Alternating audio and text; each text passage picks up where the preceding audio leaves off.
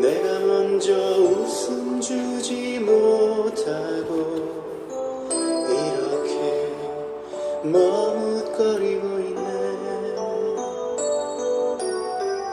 그가 먼저 손 내밀기 원했고 그가 먼저 용서하길 원했고 그가 먼저 웃음 주길 원했네. 나는 어찌 된 사람인가. 오 간교한 나의 입술이여, 오 더러운 나의 마음이여, 왜 나의 입은 사랑을 말하면서 왜 나의 맘은 화해를 말하면서 왜 내가 먼저 젖을 수 없는가. 왜 내가 먼저 손해볼 수 없는가. 오늘 나는 오늘 나는 주님 앞에서 몸을 빠부르고 이렇게 느끼며 서 있네. 어찌할 수 없는 이 맘을 주님께 맡긴 채로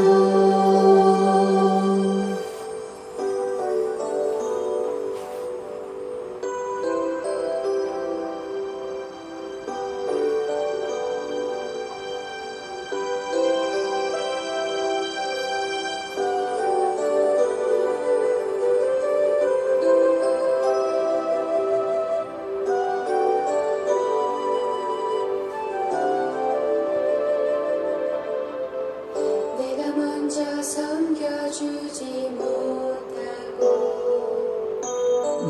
내가 먼저 이해하지 못하고 내가 먼저 높여주지 못하고 이렇게 고집 부리고 있네. 그가 먼저 섬겨주길 원했고 그가 먼저 이해하길 원했고 그가 먼저 높여주길 원했네. 나는 어찌된 사람인가. 오 추악한 나의 욕심이여, 오 서늘픈 나의 자존심이여, 왜 나의 입은 사랑을 말하면서 왜 나의 맘은 화해를 말하면서 왜 내가 먼저 젖을 수 없는가. 왜 내가 먼저 손해볼 수 없는가. 오늘 나는 오늘 나는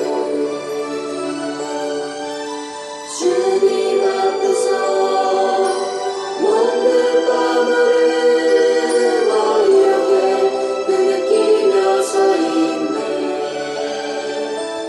어찌할 수 없는 이 맘을 주님께 맡긴 채로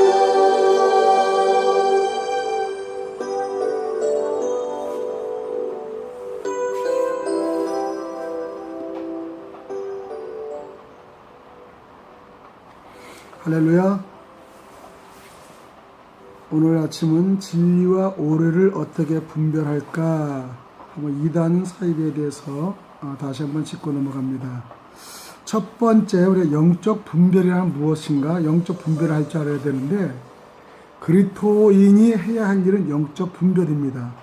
영적인 분별은 하나님의 영으로 충만한 사람들의 신령한 은사인데, 신앙생활을 하는 사람은 누구나 자기 인생의 가장 중요한 영역에서 가능한 최대의 분별력을 우리가 가져야 할 것입니다. 성경에는 분별에 해당되는 두 가지 주된 용어가 있는데, 그것은 빈이라는 히브리어와 디아크리노라는 헬라어가 있습니다. 그 둘은 어인과 용법이 있어서 유사한데, 빈이라는 히브리어 용어는 구약에서 247회 사용되었고, 그 뜻은 이해하다, 분별하다, 구별하다 등 여러 가지 의미로 번역되고 있습니다. 이것은 즉 간격 또는 사이 공간을 의미하는 바인이라는 명사와 사이에란 뜻의 전치사 벤과 관련된 말인데, 본래 그 의미는 사물을 구별하기 위해서 그것들이 서로 차이가 나는 점에 근거하여 따로따로 분류시키는 것입니다. 그것은 사람들이 하나님의 생각과 길을 다른 것 같이 분리함으로써 그것을 알고 이해하게 되는 과정과 관련됐습니다. 따라서 분별은 분리의 과정을 통해 이해와 지식에 도달하는 기술입니다. 신약에서 사용된 헬라 용어는 그것에 해당하는 구약 용어와 유사합니다. 디아크리노는 역시 분리하다라는 의미가 있습니다. 이 단어에 담긴 뜻은 사람이 분리되고 분간함으로써 판단하고 결정을 내린다는 것입니다. 예컨대 마태복음 16장 2절 3절에서의 앞으로 비가 올지 안 올지를 판단하기 위해 하늘의 상태를 분간하는 것과 관련하여 디아크리노라는 말이 사용됩니다. 예수님은 이것을 비유로 하여 시대의 표적을 분별치 못하는 바리새인들을 정죄합니다. 우리 주님은 영적 분별의 상실을 심각한 문제로 보셨던 것입니다. 이와 같은 영적 분별이란 하나님의 영이 부여되는 분별을 의미합니다. 영적 분별은 모든 종류의 분별과는 근본적으로 다른 것으로, 여기에는 믿는 자의 눈을 밝혀 성경을 깨닫게 하시는 성령의 역사가 필수적으로 요청됩니다. 그것은 성령의 조명하시는 사역이 없이는 하나님의 뜻, 분별이 불가능하다는 점에서 다른 것들과 다른데, 이것이야말로 가장 중요한 차이입니다. 다시 말하면 하나님이 자신의 특수한 방식으로 그 과정에 항상 관여하신다는 말입니다. 그러면 우리는 영적 분별을 좀 더 엄밀하게 다음과 같이 정의할 수 있을 것입니다. 즉 영적 분별에는 하나님의 생각과 길을 다른 모든 것들로부터 구별하기 위해 하나님께서 부여하신 능력입니다. 진리를 오리로부터 구별해내는 능력이라는 분별력은 참으로 중요한 것이다. 그것이 없으면 교회는 바로 나갈 수 없게 되기 때문입니다. 영적 분별이 없이는 바로 진리냐 오류냐 결정하기가 불가능하고, 바울이 로마서 12장 2절 말씀, 즉 너희는 이 세대를 본받지 말고 오직 마음을 새롭게 함으로 변화를 받아 하나님의 선하시고 기뻐하시고 온전하신 뜻이 무엇인지 분별하도록 하라를 따를 수가 없는 것이죠. 그럼 두 번째는 거짓 가장의 형태를 보면요, 예수님께서는 열매로 나무를 안다고 마태복음 7장 16절에 알고 있습니다. 이단도 부단히 활동합니다. 욥기서 1장에 보면 사단은 여기저기 두루 다닌다고 말합니다. 이뿐인가요? 이단 운동은 악령 운동인데 이들은 여러 가지 형태로 가장을 잘합니다. 이단은 이장술에 능합니다. 그러게 우리에게는 분별력이 필요한 것입니다. 어떻게 우리가 이단을 나타나는가요? 첫 번째, 선지자로 꾸밉니다. 신명기 13장 1절에 이후에 보면은 발람은 하나님의 허락대로 제사도 했고 찬송도 합니다. 이러기에 속기에 맞습니다. 그러니까 우리 이 이단들이나 잘못된 거짓 선지자들은요, 발람 같은 꿈입니다. 그리고 술수를 씁니다. 하나님 말씀을 증거합니다. 하나님 말씀을 인용합니다. 그렇기 때문에 잠시 속을 수가 있습니다. 두 번째는 양으로 꾸밉니다. 마태복음 7장 15절에는 그래야 양을 속이고 양을 잡아먹을 수가 있기 때문입니다. 양의 표정을 해서 가까이 갑니다. 그리고 기회를 봅니다. 순하게 들어옵니다. 그리고 틈만 있으면 공격하는 걸 볼 수 있죠. 세 번째는 천사로 꾸밉니다. 고린도후서 11장 14절에 보면 이것이 이상한 일이 아니라 사단도 자기를 광명의 천사로 가장하니라고 말씀하십니다. 사단도 자기의 강명을 천사로 가장한다는 말씀이 갈라디아 1장 8절에 우리가 기록되어 있습니다. 네 번째는 사도로 가장합니다. 고린도후서 11장 13절 저런 자들은 거짓 사도요 쾌울의 역군이니 자기를 그리스도의 사도로 가장하는 자들이라. 그들은 쾌울과 반대되는 일과 그 다음에 분류하는 영, 주변을 혼란하는 영, 많은 것을 이루고 있는 걸 볼 수 있습니다. 사도로 가장합니다. 가장 지식층으로 합니다. 다섯 번째는 복음으로 꾸미죠. 고린도후서 11장 4절에 보면은 만일 누가 가서 우리의 전파지 아니한 다른 예수를 전파하거나 혹 너희의 받지 아니한 다른 영을 받게 하거나 혹 너희의 받지 아니한 다른 복음을 받게 할 때는 너희가 잘 용납하는구나. 맞아요. 교회에서도 보면 성경을 잘 진리대로 말씀을 가르치면은 일반 성도는 잘 나오지 않습니다. 그리고 그렇게 믿지 않아요. 그러나 거짓 영으로 간영, 또 다른 예수의 복음을 전파하고 은사 사역을 하고 점쟁이 같은 맞추는 얘기를 하고 어떤 일이 있고 꿈으로 나타나서 얘기하면 금방 성도들이 넘어가요. 참 그렇게 구별을 못지 못하는 거 보면 한심스럽습니다. 목회자들도 그렇고요. 그 다음에 성도들도 물론이고 또 어느 저 직급의 장로나 또 교회 목사들의 사모들도 그런 일에 많이 빠집니다. 그냥 강명한 천사로 나타나고 또 아버지 예수를 판단하면서 말씀을 교묘하게 활용하며 또 주변을 현혹하게 하는 이단 목사들도 참 많죠. 여섯 번째 경건한 자로 꾸미죠. 디모데후서 3장 5절에는 경건의 모양은 있으나 경건의 능력은 부인하는 자니 이 같은 자들에게서 내가 돌아서라. 경건. 어떤 건 경건이라 할까요? 거룩한 거? 아니면은 행실? 아니면은 나쁜 짓 하면서 안 한 척 하는 거? 사람 다 죄인입니다. 죄인인데도 죄인이 된 것 같지 않은 것을 하는 것. 참 죄인은요, 삭개오같이 죄인입니다. 그러나 예수님 만나고 나서 바로 즉각적으로 자기의 모든 재산을 토하고 또 예수님을 만나 유숙하며 마음이 변했습니다. 자기의 삶과 목적이 잘못된 걸 알고 있었습니다. 그러나 자기의 삶과 목적이 잘못됨에도 불구하고 그는 예수님 만나지 못했습니다. 즉각적인 예수를 뽕나무에 올라가서 만났지만은 그 사랑하는 예수님은 삭개오를 불러내렸습니다.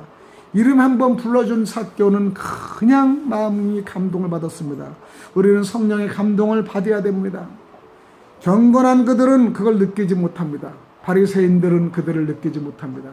늘상 그들의 모든 문제는 하나님이 주시고 하는 그런 경건이 아니고 가장된 경건, 아니 그런 척하는 경건을 꾸밉니다. 모양은 꾸밉니다. 속이 비었습니다. 말씀을 합니다. 속이 비었습니다. 다 이단들은 경건한 자로 꾸밉니다.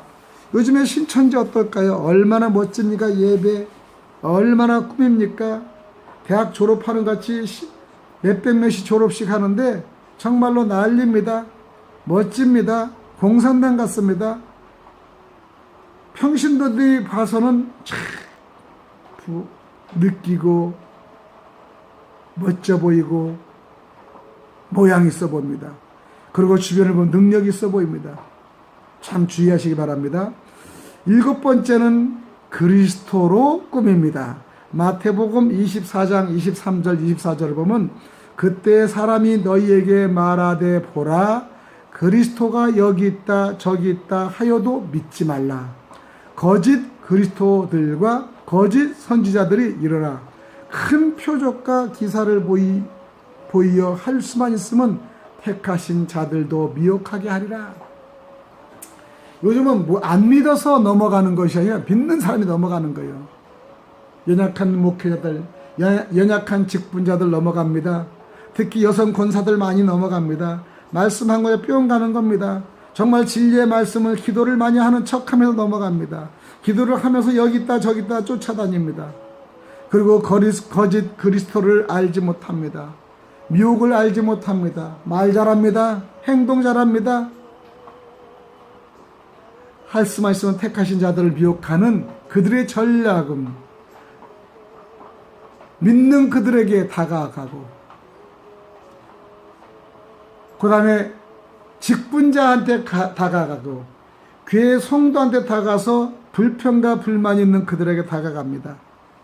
요즘은 교회들이 넘어져 쓰러집니다. 거짓 선지자, 거짓 목사, 거짓 그리스도인들이 그들을 공격하고 무너뜨리고 있는 걸 볼 수 있습니다. 세 번째는 우리 영적 분별 결핍의 원인이 있습니다. 오늘날 이단적 신흥 종교나 사이비 종교에 빠진 자들은 원래 정통 교인들이 대부분입니다. 오늘날 교회가 전반적으로 이와 같이 영적 분별력이 결핍된 상태가 된 데는 많은 상한, 그러하면서 서로 연관된 요인들이 함께 작용해 봅니다. 신약에는 이단이라는 용어가 5번 나오는데, 하이레시스라는 이 말은 하이레오라는 동사에서 왔는데, 이 동사 하이레오는 선택 또는 선택한다는 뜻입니다. 주로 좋지 못한 선택의 경우에만 사용합니다. 우리는 선택을 합니다. 결과가 좋지 않은 걸 선택합니다. 표적을 갑니다. 따라합니다. 잘못된 선택을 합니다. 영적 분별의 결핍이 원인이 되기 때문입니다. 하나님께서는 선택의 자유를 인간에게 주시고 선택의 결과에 대한 책임을 지도록 사람을 지으셨습니다. 그러므로 선택을 함에 있어서 크게 주의할 것이 있습니다. 첫 번째, 하나님의 말씀에 근거하지 않은 선택은 대단히 위험한 선택입니다. 두 번째는 그 누구와도 의논하지 않는 독자적이며 독단적인 선택이 위험한 선택입니다. 구약에 나타난 신앙의 인물로는 하나님의 사람들과 의논했습니다. 타락한 자들은 하나님께 묻지 아니하고 행동했던 것입니다. 세 번째는 생각할 여유도 없이 빨리 하는 조급한 선택이 위험합니다. 우리는 급하죠. 묵상도 하지 않죠. 남의 말 듣고 바로 행동하죠. 그 자기의 생각을 한번 예수님에 비춰보지 못하고 판단합니다. 많은 그런 혼선을 빚고 있습니다. 네 번째는 이기적인 선택은 위험합니다. 출애굽기에 나오는 룻의 경우 좋은 것은 삼촌에게 양보해야 함에도 불구하고 비옥한 땅에 대한 욕심으로 선택을 했던 소돔과 고모라 성의 멸망을 잘 생각해 보시기 바랍니다. 이기적인 선택. 아브라함과 룻의 관계는 있어서는 안 될 귀한 멋있는 사건들입니다. 아브라함이 나올 때 조카 룻을 데리고 왔는데 어느 정도 서로 커지다 보니까 헤어질 수밖에 없는 상황에 놓였습니다. 그러나 아브라함은 룻한테 미리 결정을 하고 합니다. 이럴 때 룻이 차라리 삼촌 아브라함이 먼저 정하세요. 그랬으면은 아마 소돔과 고모라 성의 멸망을 우리가 잘 겪지 않고 피해 나갈 수 있으려 봅니다. 지금도 그렇습니다. 요즘도 교회들도 많이 선정합니다. 결정합니다. 교회에서 마음대로 나가서 판단합니다. 그리고 그들의 준비하고 그들의 모임을 만듭니다. 그리고 어느 강사들이 오면 그 말씀에 따라서 잘 섬기는 교회를 하루아침에 그만둡니다. 매우 이기적입니다. 하나님은 기준 선택된 선택의 교회를 잘 섬기게 됨에도 불구하고 교회를 박탈하고, 조그마한 마음에 서운하면 교회를 나가지 않고 또 다른 교회, 또 그곳에 마음에 하면 또 다른 교회. 그래서 어떤 집사들은 많은 교회를 다니면서 정하지 못하고 50년 40년을 하도 그냥 서리 집사로 왔다 갔다 하는, 아니면 성도로 왔다 갔다 하는 아주 위험한 모습을 봅니다. 그러면서 그들은 잘 믿고 있다고 그러며 자기의 선택으로 그것이 그 정도만 믿어도 된다고 판단하는 것입니다. 그들은 헌신하지 않습니다. 봉사하지 않습니다. 그리고 시간을 더 이상 내지 않습니다. 이기적인 선택으로 교회를 떠나고 이기적인 선택으로 교회를 방해하는 걸 볼 수 있죠. 다섯 번째는 현실에 치중하는 선택이 위험합니다. 에서는 눈앞의 팥죽 한 그릇 때문에 축복과 특권을 빼앗깁니다. 요즘 현실에 치중하죠. 담임 목사 마음에 안 든다고 바로 다른 곳으로 현실에 치중하고요. 그 다음에 서로 쏘곤쏘곤하면서 서로가 시기와 질투로서 판을 가릅니다. 요즘 판 많이 가르는 사건들이 일어납니다. 영적 분별에 대한 결핍의 원인이 네 가지 이유를 제2 아담스의 저서 진료 오류를 어떻게 분별한 것인가에서 우리가 찾아봅니다. 첫 번째, 교회의 건증 체조입니다. 아마도 가장 명백한 문제 중에 하나는 교회 건증의 쇠퇴일 것입니다. 교회가 건증이라는 치료제를 투여함으로 교인들을 적극적으로 돌아볼 때 분별력은 성장합니다. 건증은 그 성격사 분별을 필요로 하는데, 요컨대 교회의 건증은 누가 교회에 남아 있어야 하고 누가 교회에서 출가해야 할 것인가를 결정하는 것입니다. 이런 일을 수행하려면 마구잡이로 경솔하게 할 수는 없습니다.